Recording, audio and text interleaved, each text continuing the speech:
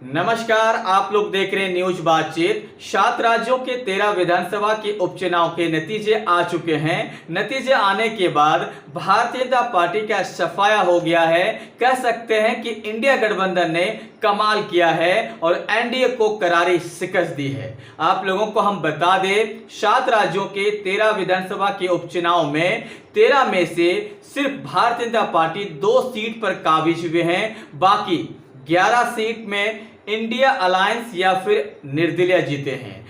11 में से एक निर्दलीय है जो बिहार से हैं। बाकी 10 सीट इंडिया गठबंधन के अलायंस में गए हैं। कह सकते हैं कि इंडिया अलायंस यहां पे गदगद है और एनडीए को करारी शिकस्त मिली है। अब ये चर्चा का विषय बन गया है कि अब राज्यों में भी, जैसा कि लोकसभा में इंडिया अलायंस को बहुत ही ज्यादा प्यार दिए हैं, उसी प्रकार से अब राज्य में भी इंडिया अलायंस को प्यार मिलने वाले हैं, जनता का समर्थन मिलने वाले हैं। लोग उसकी ओर संकेत करके देख रहे हैं। हालांकि हम आपको बता दें, एक और यहां पे इशारा हो रहा है, जैसे कि लोकसभा में अयोध्या हारे हैं भारतीय जनता पार्टी, उसी प्रकार उपचुनाव में जहां पे बीजेपी की सरकार है उस राज्य में बद्रीनाथ कहा जाता है कि एक बहुत ही खूबसूरत पैलेस है, जैसा कि अयोध्या है।